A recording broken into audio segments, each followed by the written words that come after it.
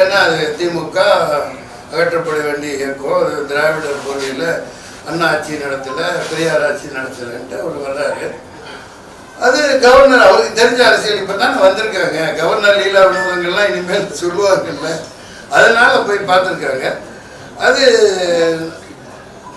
எப்படி பார்க்குறீங்கன்னா, லியோ நிகழ்ச்சியிலேயே வெற்றி விழாவிலேயே நான் தான் முதல்லலாம் இந்த ரசிகர்களுக்காக பாராட்டியிருக்கேன். இந்த ஒன்லி ஒன் ஆல்டர்னேட்டிவ் அந்த வீடியோவில் வந்தது. தமிழகத்தின் நாளைய தீர்ப்புன்னு எங்கூட நாளைய தீர்ப்புன்னு படத்திலலாம் முதல் அப்பா அறிமுகப்படுத்தினார். அதனால் அரசியலுக்கு வந்திருக்கார்.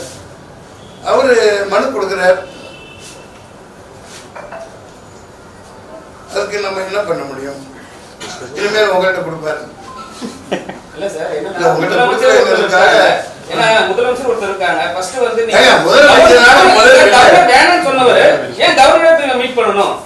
அவருக்கு அங்க அமைதியான சூழல். கவர்னர் மாளிகை உள்ள போய் பார்த்துக்கலாம். நாளைக்கு நம்ம ஜெயிச்சு ஏதாவது துணை முதல்வர் அப்படி இப்படி ஆயிட்டோம்னா அதுக்கேற்ற மாதிரி ஒரு கவர்னரை வைக்கணும், இதெல்லாம் வசதியாக இருக்கான்னு பார்க்கறதுக்காகவும் பிரச்சனை தெரியும். போனாருங்கிறீங்க, போகலைங்கிறீங்க. அங்கே அப்புறம் எங்கேயோ போய் வீட்டுக்குள்ளேயே வரவழைச்சி கொடுத்தாருங்கிறீங்க. அங்கே அவர் போனால் 4 பேர் செத்து போயிட்டா, கூட்டம் போயிட்டா, ஐயோ நீ ஏன் போனால் செத்துட்டாங்கிறீங்க, நிவாரணம் கொடுக்குறீங்க. அப்ப எப்படி சார் எலெக்ஷனுக்கு வந்து ஓட்டு கேட்டு வருவாரு? முதல்ல அவரே ரொம்ப கேட்டுட்டு இருக்காரு. அவர் கேட்பாரு. நேற்று ஒரு பட பிரஸ் மீட்ல கிருத்திகா உதயநிதி ஸ்டாலின் என்ன சொல்றாங்கன்னா, ரெட் ஜெயினுக்கும் எனக்கு எந்த சம்பந்தம் கிடையாது. யார் உதயநிதி? கிருத்திகா உதயநிதி அவங்க சொல்றாங்க, ரெட் ஜெயினுக்கும் எனக்கு சம்பந்தம் கிடையாது, இதனால இந்த போய் வெளியே ஸ்ப்ரெட் பண்ணுங்க, அப்பதான் எனக்கு பட வாய்ப்பு கிடைக்கும், நான் இயக்குனரா சொல்லி கிருத்திகா ஹாலிவுட் படமே எடுக்கலாம்ப்பா.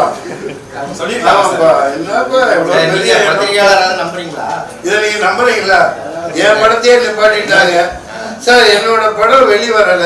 ஓடிடி எந்த நாய், எந்த கம்னாட்டி, எந்த எரும மாடு, எந்த நாடாரி பையன் தெரிய மாட்டேங்குது. ஓடிடி முதலாளிகள் யாரையா தெரியுமா? நானும் போன் யாருனோ ஒருத்தன் வாங்கிட்டான், நான் எதை வித்துட்டேன். அவருக்கு போன் போடுறேன், சார் என் படம் வந்தா நல்ல மக்களுக்கு இதாகுமே, ஓடிடியாவது வெளியிடுங்க சார். நான் வெளியிட மாட்டேன்னு நான் சொல்றேன். இந்த ஓடிடிக்காரங்க எவனுமே போன் எடுக்க மாட்டேங்கிறாங்க சார். அவங்க சத்தியமணி வேற சொல்றாங்க சார். இப்போ ஓடிடிக்காரங்களை கண்ட்ரோல் பண்றது யாரு? இந்த அரசை மீறி எதுவும் பண்ண முடியாதுன்னு. இப்போ வெற்றிமாறன் கூட நான் பார்க்கல. இது ஒரு நடிகனா நான் எது ஒன்றும் உண்மைன்னு சொல்லவே, பாராட்டுனா பாராட்டுவேன், இல்லாட்டி ரெண்டாவது பார்க்கல. முதல் கூட பார்த்துருந்தேன். அவர் இந்த ஏதோ அதான் இது கற்பனை கதை, இது நிஜம் இல்லை அப்படின்னு போட்டு தான் படத்தை ஆரம்பிக்கிறாங்க. விடுதலை முதல்ல அப்படிதான் போட்டிருந்தாங்க. அதுவே ஒரு எனக்கு ஏற்புடையது. நீ ஒரு சரித்திரத்தை சொல்ற, தைரியமா சொல்லணும். அப்ப நீங்களும் ஒரு கொத்தடிமை தான். அதுல எனக்கு என்ன முரண்பாடுன்னா, நான் அவர் கூட பழகல, பேசல, ஒன்றும் இல்லை. இவர் இயக்குனர், நானும் படம் எடுத்திருக்கேன். 50,000 ரூபாய் கட்டியிருக்கேன்ப்பா. இன்னும் கார்டு வரலப்பா, பார்த்துக்கப்பா. அதான் நீங்க இல்லைங்க சொல்லி முடிக்கல. நான் சொல்ல வந்தேன்ல, வெற்றிமாறன் ஏதோ விழாவில், அந்த விழாவில் உதவியாளர் அவர் அசிஸ்டன்ட் டைரக்டரோ அசோசியேட்டோ பேரை சொல்லுன்னு கதறான். டேய் அதான் டைரக்டர் டீம்னு சொல்லிட்டேன்டா, அதுலாம் நீ வந்துட்டடா. எவ்வளோ பெரிய கொடுமைங்க அது. ஒருத்தன் உழைப்பை ஒரு சகோதரன் அது அந்த தன்மையை புருஷ வாக்களிக்க தன்மை தானே. வெற்றிமாறன் அவர் எனக்கு தெரியாது, பழக்கம் இல்லை. ஆனால் ஒரு தானுவெல்லாம் ஒரு படம் ஓடும், ஒரு டைரக்டர் எடுத்திருப்பார், பயங்கரமாக ஓடும், அடுத்து அட்வான்ஸ் கொடுத்து அசோசியேட்டாக இருந்தவரை ஒரு டைரக்டர் ஆக்கி விடுவார். அந்த மாதிரி வந்தால் என்ன, அவர் உழைப்பை சுரண்டக்கூடாது, இருட்டடிப்பு செய்யக்கூடாது. இல்லை டைரக்டர் டீம்னு சொன்னல, கேமரா டீம்னாவே என்ன இது ஆந்தாண்டா அப்படிங்கிறது எவ்வளோ ஒரு புருஷத்தனங்கிறது உங்களுக்கு புரியுதா, புரியலையா? அதை நான் எனக்கு பிடிக்கல. அதனால் இங்கே நான் அந்த சகோதர இயக்குனருக்கு சொல்லிக்க விரும்புகிறேன். அடுத்த முறையாவது எந்த படம் எடுத்தாலும் நீங்கள் அப்ப சப்பையை வச்சு எடுங்க, எவனையோ வச்சு எடுங்க, பசுவலிக்கான வச்சு நீங்கள் எடுக்க போகிறது இல்லை. புரியுதுங்களா? எனக்கு அதை பற்றி கவலை இல்லை. ஆனால் ஒரு டைட்டிலில் என்னையே உண்மை கதைன்னு போடாமல் போ. ஆனால் இது நிஜம் அல்ல, இது கற்பனை கதை அப்படின்னு போட்டுட்டு நீங்களே உங்க முகத்துல கரிய பசிக்காதீங்க. அந்த போராட்டக்காரர்களை கேவலப்படுத்துறாங்க. ஆமா, நிச்சயமா. சகோதரி கேளுமா. இது தமிழகத்துல போதை பழக்கம் என்ன செய்ய போகிறோம்னு சொல்லிட்டு பத்திரிகையாளர் சந்திப்பு இருக்காங்க. உங்களை போன்ற நடிகர்களே சரக்குன்னு சொல்லிட்டு திரைப்படத்துக்கு பேர் வைக்கிறீங்க. வெளியில பேனர் பார்த்தா கோழிக்கறி, முட்டை, சரக்குன்னு சொல்லிட்டு நீங்களே வச்சிருக்கீங்க. உங்களை மாதிரி ஆட்கள் தானே சார் இதுக்கு முக்கியமான காரணம். நல்ல விஷயம், நல்ல விஷயம். அந்த கான்டென்ட் வந்து போதை கூடாதுங்கிறதுக்காக கதாநாயகி போராடி ஜெயிலுக்கு போய் முதல்வர் வந்து சட்டசபை நீதிமன்றத்தில் உறுதி கொடுத்து மதுவிலக்க அமல்படுத்துறாங்க. அதுதான் கதையே. அதனால நான் சரக்கு குடிக்கிற லாயராக இருப்பேன் அதில். அதனால ஒரு கவர்ச்சிகரமான ஒரு டைட்டில் சரக்கு, புரியுதுங்களா? அது நான் பொய்யான தகவலையே கொடுக்கல, புரியுதுங்களா? நான் முன்னாடி வச்சிருந்ததும் நீங்கள் கேட்குறது உண்மைதான் தங்கச்சி. என்னன்னா கொப்புரான சத்தியமானு தான் வச்சேன். டைட்டில் பதிவும் பண்ணிட்டேன். இந்த பாலாப்படம் ஜெயக்குமார் டைரக்டர் இருக்காரு, இல்லை சார் சரக்குன்னு வைங்க சார். சரக்கு தான் மலேசியா யாருமே போச்சு. சார் இந்த மாதிரி பல கண்ட்ரியில் அந்த பேனரும் அந்த பாட்டிலில் இருந்தால் எடுக்க மாட்டாங்களாம். அதுதான்ப்பா நீங்கள் நான் ஊக்குவிக்கலை. அந்த படம் பார்த்தீங்கன்னா தெரியும். அதை வெளிவர விடாமல் இந்த ஆளுங்கட்சி தடுக்குது. அதான் கிருத்திகா உதயநிதி அவர்கள் சான்ஸ் வேணுமாம்மா, வாய்ப்பு நான் தான் இவங்க வச்சு ஒரு படம் எடுக்க சொல்லுங்க. வாய்ப்பு எங்கல பண வாய்ப்பு ப்ரொடியூஸ் யாரும் பண்ணுங்கன்றாங்க. நான் பண்றேன். உங்களை வச்சு இதை வச்சு பண்ண சொல்றீங்க. ஆமா, நான் அப்புறம் நான் ஹீரோவா நடிப்பேன். நான் ஹீரோ தான்ப்பா. நல்லா தான் இருக்கேன். கேமரா ஜோடி யார் சார் வேணும்? ஜோடி யார்? ஜோடியா புதுசா விளங்க மாட்டேங்களா? நான் வந்து போன தடவை காஸ்ட் சென்சஸ் இந்த டெமோக்ராட்டிக் டைகர்ஸ் ஆஃப் இந்தியா, இந்திய ஜனநாயக புலிகள் சார்பா ரெண்டே கோரிக்கை. ஒன்று, முற்றிலும் இந்த இவிஎம் ஒழிக்கணும். ரெண்டாவது காஸ்ட் சென்ஸ். அதை பேசிட்டு இருந்தேன். நீ வைரமுத்து வந்து கதாநாயகிகளுக்கு முக்கியத்துவம் கொடுக்கலன்னு திரிசா மேட்டை கொண்டாந்து மாட்டி விட்டீங்க. இப்போ ஹீரோ நீ கேட்குறீங்க. அது அவங்க முடிவு பண்ணிக்கணும். பெரியார் அவர்கள் அவங்களுக்கு நாம் தமிழர் சீமான் அவர்கள் தமிழ்நாட்டில் மட்டும் ஒரு 60 கேஸ் பண்ணிருக்காங்க. இது எப்படி பாருங்க? நிர்வாகிகள் கார் கண்ணாடிகளோட உடைக்கப்பட்டிருக்கு. தவறு. அதான் அவர் சகோதரர் சீமான் தலைவர் நம்ம உட்கார்ந்து இந்த மாதிரி பேசினாவே நான் புரிய வச்சிருவேன். நீங்க அவர் என்னென்ன பேசினார் சொல்லுங்களேன். சீமான் அது தவறா புரிந்து கொள்ளப்பட்டிருக்கு. அந்த காலகட்டம் இப்ப சகோதரி கூட இதெல்லாம் ஒரு தலைவர் 96 வயசு. அவர் எவ்வளவு பெரிய மாமனிதர் ஏங்க. ஐயோ இப்ப அம்பேத்கர் 13ல் அங்கே போய் அமெரிக்கா போய் பரோட அரசர் அனுப்பிச்சு படிக்கிறாரு. நியூயார்க் ஜார்ஜியா யூனிவர்சிட்டியில் டாக்டரேட் வாங்குறாரு. லண்டனில் படிக்கிறாரு. பெரிய படிப்புகள் படித்து கோர்ஸ் போட்டு இங்கே வந்தால் இந்த தீண்டாமை தண்ணி கொடுக்க மாட்டேன்னு அவர் கீழ்த்தரமாக நடத்தி முதல் அவர் தேர்ந்தெடுக்கப்பட்டது. நீ கேட்ட கேள்விக்கு வர்றேன். அந்த ஆங்கிலேயர்களின் கீழே அந்த அமைச்ச மந்திரி சபையில் இவருக்கு இடம் கொடுக்கல. இவர் வல்லபாய் பட்டேல் ஏன்னா அந்த அளவுக்கு அவர் அந்த இந்து மத எப்படி இவங்க நசுக்கி கேவலப்படுத்துதுங்கிறதுனால பேசி வந்தவர். இரட்டை வாக்குரிமை வாங்குறதுக்கெல்லாம் பேசி வந்து அதை அமுல்படுத்தியிருக்காங்க. அவர் அம்பேத்கர் அவர்கள் வல்லபாய் பட்டேல் சொல்கிறாராம், சரித்திரத்தில் இருக்கு இந்த மாதிரி வாசல் வழியாக பாராளுமன்றத்தின் வாயில் வழியாக இல்லை ஜன்னல் வழியாக கூட வர விட மாட்டேங்கிறார். அப்போ தான் இந்த இப்போ பிரிஞ்சு போயிடுச்சு இல்லையா பங்களாதேஷ் இஸ்லாமிய மக்கள். அவர்களோட அப்போ ஓட்டு போகிறதுக்கு வந்து வரி கட்டினவங்க படித்தவங்க அவங்க தான் பண்ண முடியும். அவர்கள் தான் பிரதிநிதியாக அனுப்புகிறாங்க. அப்புறம் சுதந்திரம் கிடைச்ச உடனே அது செல்லாதா போயிடுச்சு. அவரோட ஓட்டுமை செல்லாததுனால பதவி இழந்துடுறாரு, எம்பி பதவி இழந்துடுறாரு. அந்த முதல் வாய்ப்பில் கிடைச்ச அவரோட ஒரேஷன் அந்த கமாண்டிங் ஓவர் லா படித்த இதில் அடித்து புலி போடுறாரு. அதை பார்த்து பயந்து போன இந்த இந்துத்துவவாதிகள், மன்சூர் அலிகானா இதை சொல்லலை, அதே வல்லபாய் பட்டேல் முதல்ல அவர் தான் நமக்கு வேணும் அப்படின்னு பம்பாயில் நின்று அங்கேருந்து 2வது முறையாக வர்றாரு. இல்லை இப்படி 100 வருடங்கள் 150 வருஷங்களுக்கு முன்னாடி போராடின அம்பேத்கர் போராடின இஷ்யூ இன்னமும் அப்படியே இருக்கு. இந்த தாழ்ந்த ஜாதி கீழ் ஜாதி அது வேதனைப்படுறதா இருக்கு. நீங்க என்ன கேட்டீங்க? சார் உங்களுக்கு நல்ல விஷயம் சொல்றாரு. அண்ணாமலை சீமானுக்கு ஆதரவாக பேசியிருக்காரு, நீ எப்படி பாக்குறீங்க? அண்ணாமலை சீமானுக்கு ஆதரவா பேசியிருக்காரா? அவர் பேசி தப்புன்னு சொல்லியிருக்காரு. பெரியார திட்டினா அவர் ஆதரவு தான் இருப்பாரு. தப்பு. இன்னொன்னு பெரியார சீமா திட்டாருன்னா அதுக்கு முழுக்க காரணம் இந்த வீரமணி ஐயா அவரை தான் சொல்லணும். சார் இப்ப பெரியார் எவ்வளவு கஞ்சம் பிடிச்சு ஒருனா ரெண்டனா எவ்வளவு சிக்கனமா வாழ்ந்த மனுஷன். ருசியாவுக்கு போறாரு. நான் படிக்கிறேன், சுதந்திரத்துக்கு அப்புறம் பிறந்தேன் 63. இந்த ஒருத்தர் கொண்டு வந்து 200 ரூபாய்க்கு 300 ரூபாய்க்கு கம்பெனி அந்த இது ஷூ எல்லாம் வாங்கிட்டு வந்து கொடுக்குறாங்க. டே சண்டானா என்ன வாங்கிட்டு வந்துட்ட நீ, என்ன இப்படி பண்ணிட்ட, ஐயோ இதெல்லாம் வேணாம், எனக்கு அந்த காசாக கொடுத்துடக்கூடாதா, இது கலகத்துக்கு பயன்படும் இல்லையான்னு சொல்லிட்டு அதை விற்க சொல்லிட்டு மோர் மார்க்கெட் வந்து வெறும் 20 ரூபா கொடுத்து போட்டு அந்த கம்பெனியை வாங்கி மோர் மார்க்கெட்டில் அதைத்தான் போட்டுட்டு ருசியா முழுக்க பயணம் பண்ணுறாரு. அவ்வளவு சிக்கனமாக வாழ்ந்தவர். அதோட சிக்கனம் பெரியார் வந்து வெளியூர் போனாங்கன்னா அந்த பார்சல்ல நூல் கட்டுவாங்கல்ல, அதெல்லாம் சேனல் தானே. அந்த சேனல் எல்லாம் உருண்டையா கொஞ்சம் கொஞ்சமா சேர்த்து வச்சு ஒரு மாதிரி ஆக்கி கடைசியில ஏதாவது ஒரு கடையில போய் பக்கோடா வாங்கி சாப்பிடலாம். அப்ப கூட சொல்லாராம். அதுதான் நான் சொல்றேன், பெரியார் வெளி ஆட்சி நடத்துறீங்கன்னா பெரியார் மாதிரி சிக்கனமா நீங்க இருக்கணும். நீங்க உலகத்தில் நம்பர் 1 பணக்காரன் ஆகிட்டு இப்ப நான் ஏன் இவரை குறை சொன்னேன்னா, எனக்கு ஒன்றும் அவரோட எந்த சண்டையும் இல்லை, அதிகமாக பேசி பழக்கம் இல்லை. ஒரு தடவை 2 தடவை மேடையில் பார்த்துருக்கேன் வீரமணி ஐயா அவர்கள். அவ்வளவு சொத்தை விட்டுட்டு போனாங்கல்ல தம்பி, அவ்வளவு சொத்து அவ்வளவு இதை விட்டுட்டு போனாங்கல்ல. எதுக்காக விட்டார்? இயக்கத்தை பெருசு பண்ணணும், இந்தியா முழுக்க கொண்டு போகணும், உலகம் முழுக்க கொண்டு போகணும். இயேசுநாதர் எப்படி 12 சீடர்கள் கிளம்பி பண்ணாங்க, அந்த அளவுக்கு ஒரு கம்பேரிசனுக்கு சொல்லலை.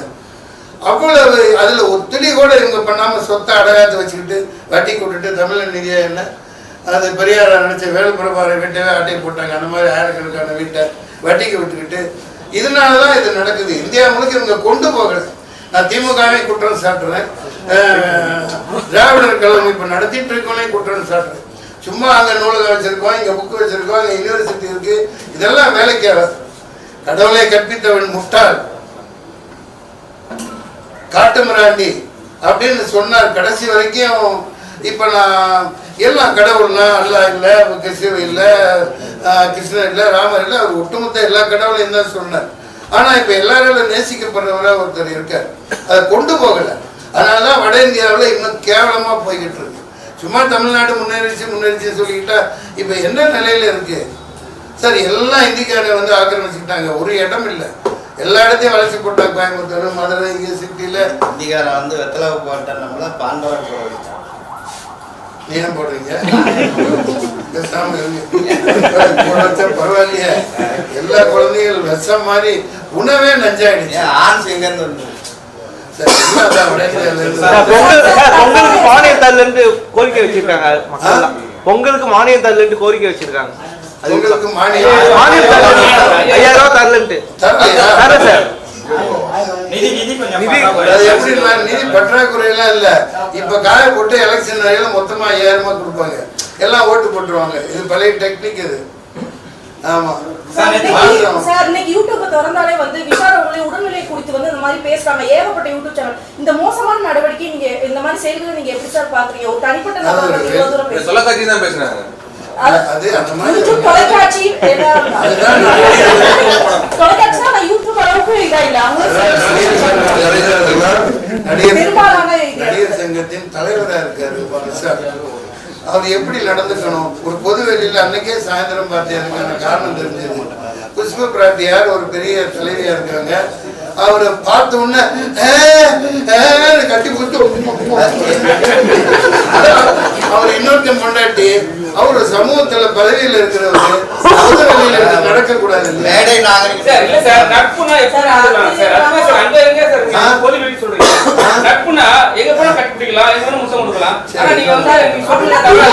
நடிகர்கள் வந்து படத்துல வந்து நம்ம பார்க்கலையா சார்? படத்துல நடிக்கிறது வேற, பொது வெளியில அது அநாகரிகம்.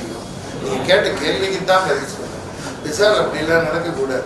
அவர் வீட்டுக்காரர் சுந்தருக்கு எவ்வளவு மனவேதனையா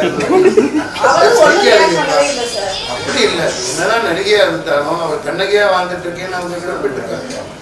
பொது வெளியில ஒரு கண்ணகிய ஒரு கோவலன் இல்லை கண்ணகியே வேற ஒருத்தர் கோவலன் அல்லாதவர் ஒருவர் முத்தம் கொடுத்து பச்சுன்னு முத்தம் கொடுக்குறாரு. அது எனக்கே அசிங்கமா இருக்குது. ஒரு நடிகரா அப்படிலாம் நடந்துக்க கூடாது. உடல்நிலை தேறிடுவார். சின்ன வயசுனால இன்னும் கல்யாணம் ஆகல.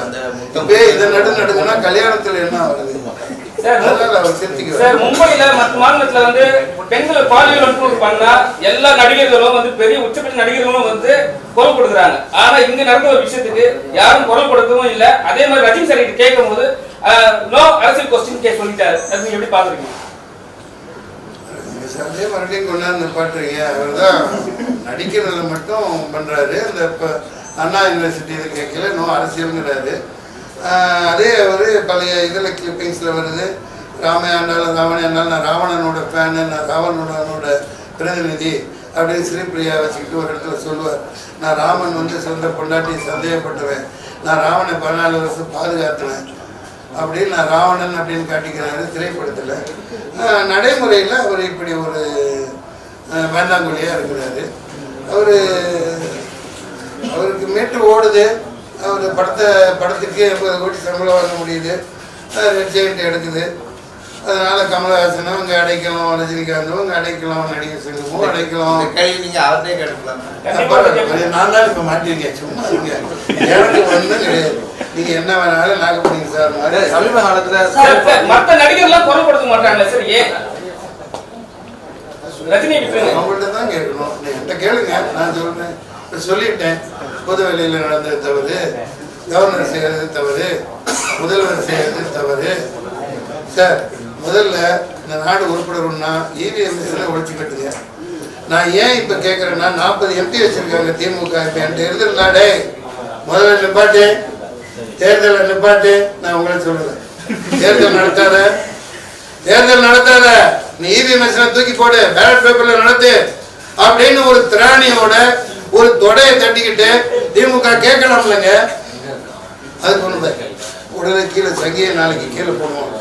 நீ வந்து அப்போ தமிழ்நாட்டு முக்கிய எப்படி ஜெயிச்சா போ, இந்த மாதிரி எல்லாம் பண்ணுவானுங்க சார். தொடர்ந்து 3 தடவையும் இந்த மெஷினை வச்சு தான், இந்த ஹோட்டலுக்கு மெஷினை வச்சு தான் தில்லாலங்கடி வேலை பண்ணி வந்துட்டு இந்த எல்லா நிகழ்வுக்கும் காரணம் அதுதான்.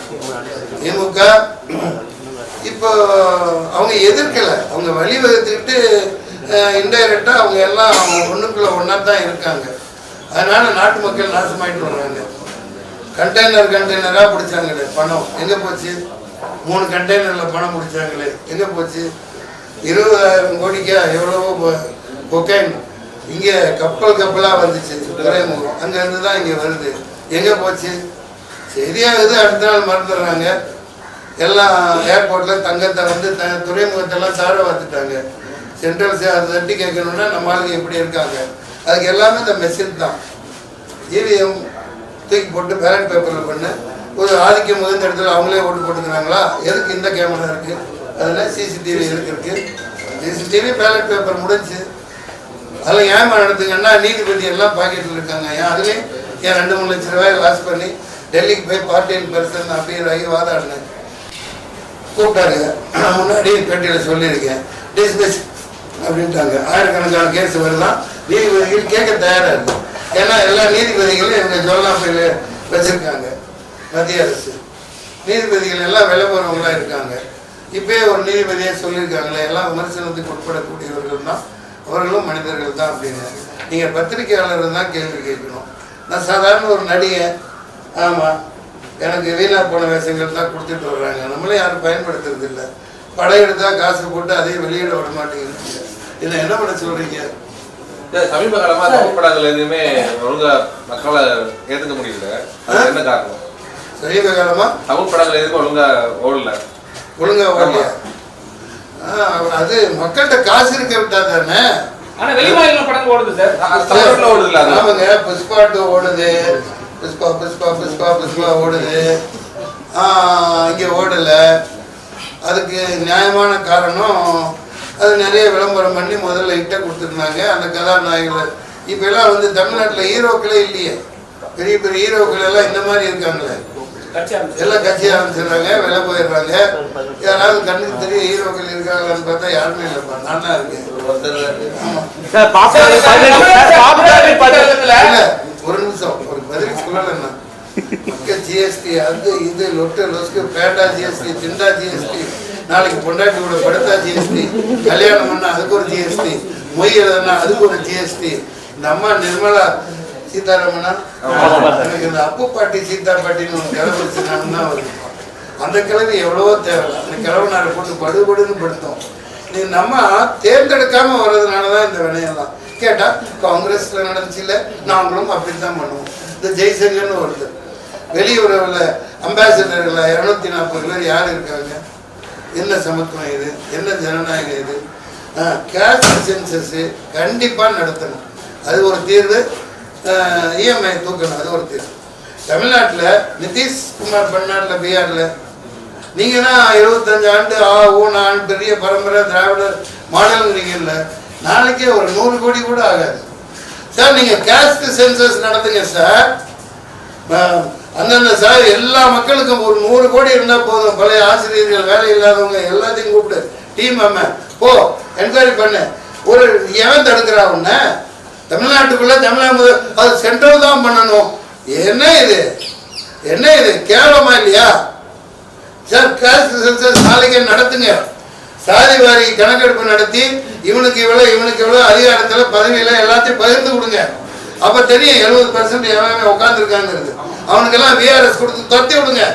முதல் முறையா பதிவு பண்றேன், நிறைய சம்பாரிச்சுட்டான், நிறைய உழைப்பை உறிஞ்சிட்டான், எல்லாம் விஆர்எஸ் கொடுத்து துரத்தி விடுங்க. எவன் உட்கார்ந்துருக்காங்கிறது அப்ப தெரியும். ஏன் நடத்த மாட்டேங்கிறீங்க? ஏன் நடத்த மாட்டேங்கிறீங்க? இது ஈவிஎம் தூக்குங்க. எல்லாத்துக்கும் காரணம் அதுதான்.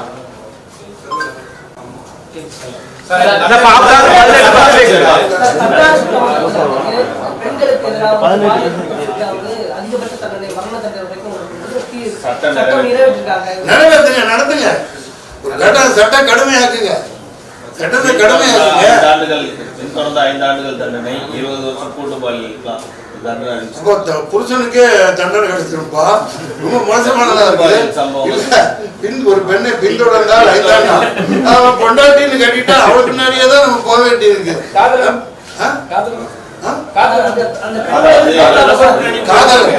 ஆமாங்க, பொண்டாட்டி பின்னாடிதான் போகணும். முதல்ல பார்த்து அதாவது ஏன் கேக்குறீங்க? முதல்ல அப்படி லவ் பண்ணுவாங்க. கல்யாணம் பண்ணிட்டா இந்த குழந்தைய நீ புடி, இந்த பேக் நீ புடி, போய் பாருங்க கட்டப்பைய நீ புடி, நான் அங்க போறேன் இங்க போறேன், லிப்ஸ்டிக் போட்டு எல்லாம் போட்டு 4 மணி நேரம் 6 மணி நேரம் கழிச்சு தான் வெளியே வருவாங்க. அப்ப அவனெல்லாம் தூக்கி உள்ள போட்டா சட்டத்தை பார்த்து அமல்படுத்தணும்பா, தப்பா போயிருப்பா.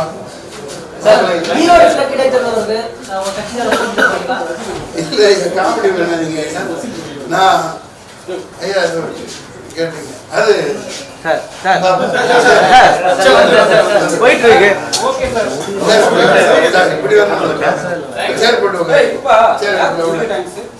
தம்பி என்ன பரவாயில்ல, என்ன சண்டை போட்டுக்காரு? இல்ல சார், ஒண்ணும் இல்ல. இப்ப தமிழக வெற்றி கழகத்துல ஒரு விஷயம் போயிட்டு இருக்கு.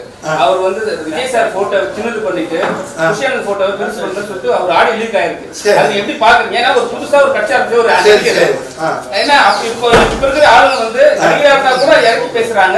பாக்குறீங்க அதெல்லாம் ஒரு எதேச்சியா இப்ப அந்த புசி ஆனந்தோட ஆதரவாளராக இருப்பாரு, அவரால் பதவி போடப்பட்டிருக்கோம். புரியுதுங்களா? சுரட்டி எல்லாம் அது போட்டிருப்பாங்க, விஜய் சின்னதாக்கிக்கலாம். அது ஒரு தவறுகள். அதுக்காக கட்சியை புசி ஆனந்தன் ஆயிருமா? நான் கூட இந்த கட்சியை ஆரம்பிச்சுட்டு வேலூருக்கு போய் 60 லட்ச ரூபா சொந்த காசு போட்டு போராடிட்டு இருக்கேன். பொதுச் செயலாளர் நீக்கிட்டீங்கன்னா ஒருத்தனை நாயக்குள்ள நடுவீட்டில் வச்ச மாதிரி அதெல்லாம் செய்தி ஆகுது. நான் கஷ்டப்பட்டு என்னென்னமோ பண்ணினேன், செய்தி ஆக்கிடுறீங்க. அதெல்லாம் சொல்லி உடனே விஜயோட போராட்டத்தையோ மேல் பார்ப்போம். அவர் ஒரு புதுசா வந்திருக்கார், எல்லாருக்கும் உரிமை இருக்கு. கடிக்க விட்டவங்க ஒரு கட்சி இருக்கு. அதே நேரத்தில் இருமா போட எங்களை யாரும் அழிக்க முடியாது, ஒழிக்க முடியாது, 75 ஆண்டு பாரம்பரியம் சொல்றதெல்லாம் அதெல்லாம் சும்மா மக்கள் தீர்மானிக்கிறது தான். யாரும் ஆட்ட முடியாதவன், அசைக்க முடியாதவன்லாம் யாரும் இல்லை. அப்ப 2026ல அவர் கூட இருப்பீங்களா? சரிங்களா? எதுவும் நடக்கலாம். நான் நல்லவங்க பக்கம் நிற்கணும், ஒரு மாற்றம் கொண்டு வரணும், அதுல தப்பே இல்லை. நான் முத பாமகவில் சேர்ந்தேன் 92. அப்போல்லாம் அன்புமணியெல்லாம் வீட்டில் என்ன பண்ணிட்டு இருந்தான்னு தெரியல, சின்ன பையனாக இருந்திருக்கலாம். இல்லை, அவர் சொன்னது இந்த மாதிரி குடும்பத்தில் இருந்தெல்லாம் நான் அரசியலுக்கு யாரையும் கொண்டு வர மாட்டேன்னார் இல்லையா? இல்லை சொன்னாரு. நான் அவரோட இதை பார்த்து ஈழத்தமிழர்களுக்கு ஆதரவாக 7 நாள் இல்லை ஜெயலலிதா அம்மாவுக்கு பதில் சொல்லி 7 வருஷம் என்னை உள்ளே போட்டாலும் நான் தமிழர்களுக்கு ஆதரிப்பேன்னாரு. ஆக இவர் தான் தலைவர்னு சேர்ந்தேன். அடுத்த ஒரு கூட்டத்தில் இங்கே வன்னியர்களுக்கு போகிறதான் மற்றவங்களுக்குன்னாரு. நான் இப்படி பார்த்தேன். அடுத்த நாளே விலகிட்டேன். புதிய தமிழகம்ல சேர்ந்தேன். அதில் 50,000 1 லட்சம் ஓட்டு வாங்கினேன். நீ குச்சு குச்சுன்னு பேசிட்டு இருந்தா நான் எப்படி பேசுறேன்? அவரும் 19 பேர் சேர்த்துட்டாங்க அந்த இதில் போராட்டத்தில். நான் அடுத்த நாள் முயன்னு கரையிட்டு போனேன். போனால் மசாலா தோசை சாப்பிட்டு உட்காந்துருந்தார். என்னடா இது? அடுத்த நாளே அதுலேருந்து விலகிட்டேன். இந்த மாதிரி நானா சேருவேன், நானா விலகிடுவேன். ஒரு மாற்றம் வரணும் தமிழ்நாட்டில். போதைப் பொருள் ஏகப்பட்டதாகிடுச்சு. இதை கடுமையாக சீரியஸாக தடுக்கணும். சார், பெரியார் கொள்கையில கையில் எடுத்த விஜய் அவர்கள் வந்து பெரியாரை பற்றி பேசினாலே வாய் திறக்க மாட்டாரு. அதை பற்றி அவர் நடிகராகவே முழுக்க நிறைய படங்களில் நடனம், பர்தர் பஞ்சு, கில்லி, லியோ, அவர் மக்கள் மனசில் இளைஞர்கள் மனசில் குறைஞ்சிருக்கிறாரு. அது பேசிக்கிட்டே இருக்கணுமா என்ன? அப்படிலாம் ஒன்றும் இல்லை. பெரியார இல்லாமல் யாரும் அரசியல் பண்ண முடியாது. பெரியார் பங்களிப்புங்கிறது நான் உங்களுக்கு எவ்வளோ சொல்கிறது, நீங்கள் என்ன அதை பேஸ் பண்ணாங்க அதை சொன்னது தான் எனக்கு வரும். இல்லை, இதுவே அம்பேத்கரை பற்றி பேசியிருந்தா உடனே ரஞ்சித் கிழமை வந்திருப்பாரு, திருமாவளவன் வந்திருப்பாரு. அம்பேத்கர் அதாவது வட இந்தியா முழுக்க இன்னைக்கு அதிக சிலைகள் இருக்கு. ஆனால் அங்கே போய் பாருங்க, இன்னும் ஜாதிய கொடுமைகள், தண்ணீர் அன்டச்சபிலிட்டி போட்டு மரத்தில் கட்டி வச்சு அடிக்கிறது. அவர் பண்ண பயனே இல்லாமல் போகுது. அவர் ஒரு கேஸ்ட் லீடராகவே பார்த்து கொண்டு போய்கிட்டு இருக்காங்க. நான் தான் சொன்னேன்ல, இந்த வெஸ்ட் பெங்கால் இப்போ இருக்கிற அந்த பங்களாதேஷ் மக்கள் ஓட்டு போட்டு தான் முதல் அனுப்புகிறாங்க. முஸ்லீம்களுக்கு அவருக்கு ஒரு தொடர்பு இல்லாத மாதிரிலாம் காட்டுறாங்க. இப்போ எல்லாருக்கும் எல்லாம் வேணும், அதுதான் நம்ம கொள்கை. அம்பேத்கர் எவ்வளோ போராடினாங்க, அதை விட அதிகமாக பெரியாரோட இது இன்னும் 1000 ஆண்டு ஆனாலும் அவரை ஒழிக்கவோ அவரோட அர்ப்பணிப்புகள் அதை கொச்சைப்படுத்தக்கூடாது. அந்தந்த காலகட்டத்தில் கால சூழலில் பதில் சொல்கிறதெல்லாம் தேடி பார்த்து இந்தி எடுக்கல பண்ணி இந்த மாதிரி இதில் இது சொல்லியிருக்காங்க, இதில் இது அதெல்லாம் ஏங்க, அவர் எத்தனை கூட்டங்கள், எத்தனை கல்லறியை அனுபவிச்சிருப்பார், எத்தனை பேர் செருப்பு வச்சிருப்பான். ஆரம்ப காலகட்டத்தில் சொல்கிறேன். அதை மீறி 96 வயசு வரைக்கும் போராடி இன்னைக்கு இந்தியாவில் உலகம் முழுக்க ஒரு தென்னிந்தியாவில் ஒரு தமிழர்கள் தலைநிமிர்ந்து வாழ காரணமாக இருக்க. ஆதலினால் நன்றி. கேஸ்ட் சென்சஸ் உடனே நடத்தணும். கேஸ்ட் சென்சஸ் சாதிவாரி கணக்கெடுப்பு உடனே நடத்தினா தான் இதுக்கு தீர்வு. இந்த ஓட்டு மிஷினை ஒழிக்கணும். 2026 தமிழ்நாட்டில் மட்டும், அதாவது எங்கெங்க படித்தவங்க இருக்காங்களோ, எங்கெங்க இது இருக்காங்களோ அங்கே அவங்க தில்லாலங்கடி பண்ண மாட்டாங்க. போதைப் பொருள் வீட்டில் இருக்க பெற்றோர்களுக்கு தெரியாத அளவுக்கு போதைப் பொருட்கள் வீட்டில் அதுக்கு அரசோட நடவடிக்கை என்ன மாதிரி இருக்கும்? காவல்துறை வீட்டில் வர்றது இல்லைங்க, வெளியில் போகிற பசங்க பள்ளிக்கூடத்தில் கன்சியூம் பண்ணுறாங்க, வெளியில் வாங்குறாங்க, கொடுக்குறாங்க. எந்த மாதிரி நடவடிக்கைகள் மேற்கொள்ளணும், என்ன மாதிரிங்கிறது அரசுக்கு தெரியும். இப்போ போலீஸ் காவல்துறையெல்லாம் எதுக்கு வச்சிருக்கு? வெளியே போனால் டமால் நிப்பாட்டி பிடிக்கிறாங்க. காவல்துறை சேர்ந்த ஒரு 5 காவலர்களே நிறையப்பா. என் பையன் கூட உயர் அதிகாரி 40 கிலோ கூட பிடிபட்டுருக்காங்க. அவன் 4 நாள்ல வெளியே வந்தாங்க. யார் மேலுமே நம்பிக்கை இல்லை. பெற்றோர்கள் எப்படி பாக்குறாங்க? ஏன்னா வீட்டுக்குள்ள ரொம்ப கடுமைங்க. இப்பெல்லாம் குழந்தையெல்லாம் நம்ம ஒரு கட்டத்துக்கு மேல வளர்க்க முடியாதுங்க. அவங்கவுங்க வாழ்க்கையை அவங்கவுங்க பார்த்துக்கணும். பெற்று விடுறோம், வளர்த்து விடுறோம், எல்லாம் பண்றோம். அந்த ஆரோக்கியமான சூழ்நிலை இல்லை. இப்போ பெரியார் முறையில் கட்சி ஆட்சி நடத்துறீங்கிறவங்க இப்போ பெரியார் இப்படி சீரழிஞ்சு பண்ண பார்த்து சும்மா இருப்பாரா? அறிஞர் அண்ணா சும்மா இருப்பாரா? வள்ளுவன் பேரை சொல்லிக்கிட்டுனா டாஸ்மாக் நடத்தலாமா? மூடு. வருமானம்லாம் நிறைய வருது. 56,000 கோடிக்கு மேலே எவ்வளோ மாசுக்காக வருது. அந்த வட்டி கட்டுறாங்களே தமிழ்நாடு அரசு கடன் வாங்கினதுக்கு எவ்வளோ கோடி? தெரிஞ்சவங்க யாரும் இருக்கீங்களா? ஸ்டாட்டிஸ்டிக்கல் ரிப்போர்ட் 56,000 கோடிக்கு மேல சம்பாரிச்சு அந்த காசை கொண்டு வட்டியா கட்டிட்டு இருக்கு. இங்க 1000 ரூபாய் பிச்சை போடுறதுக்கு காசு இல்லைன்னா, ஆனா அவங்க உலக பெரும் பணக்காரர்களா வாழ்ந்துட்டு இருக்காங்க. அதுவா பெரியாரிசம், அதுவா அண்ணாயிசம்? அண்ணாவளி அவங்க பேருக்காக பண்ணிக்கிட்டு நாட்டை நாசம் பண்ணிட்டாங்க. இந்த குற்றச்சாட்டை வைக்குது. நீங்க த்ரிஷாவை பத்தி பேசும்போது தீயா எதுக்கு நான் எங்க பேசுறேன்? சட்டை போட்டு நாசம் பண்ணா மறுபடியும் நீ மறக்க முடியாட்டி போ தனியா. இல்ல சார்,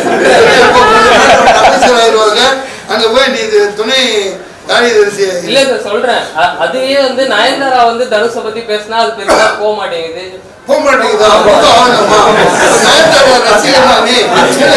நான் சொல்லிடுறேன், பார்த்தேன் 4 நாள் முன்னாடி எனது உழைப்பை சுரண்டி தனுஷ் சொல்லியிருக்காரு. என்ன சொன்னாரு? அங்க என்ன சொன்னாங்க, நயன்தாரா வந்து 10 கோடி சரிங்களா? ஆனா அந்த படத்தை ரிலீஸ் பண்ணிட்டாங்க. இப்ப வந்து நம்ம சிவாஜி ப்ரொடக்ஷன்ல வந்து படம் அவங்க தான் பண்ணிருந்தாங்க. அவங்க ப்ரமோஷன் வாங்கிட்டு சொல்றாங்க. ஆனா வந்து அவங்க வாங்கன்னு சொல்லிட்டு பரிசு வாங்கன்னு சொல்லிட்டு அவர் ஒரு 5 கோடி இது போட்டிருக்காரு. 5 கோடி தானே, 10 கோடி இல்ல 5 கோடி இல்ல 5 கோடி அவரோட தனியா போட்டிருக்காரு. நீங்க எப்படி சீனியர் யூஸ் பண்ணுவீங்க? அதை யூஸ் பண்ணலாமா? அவங்க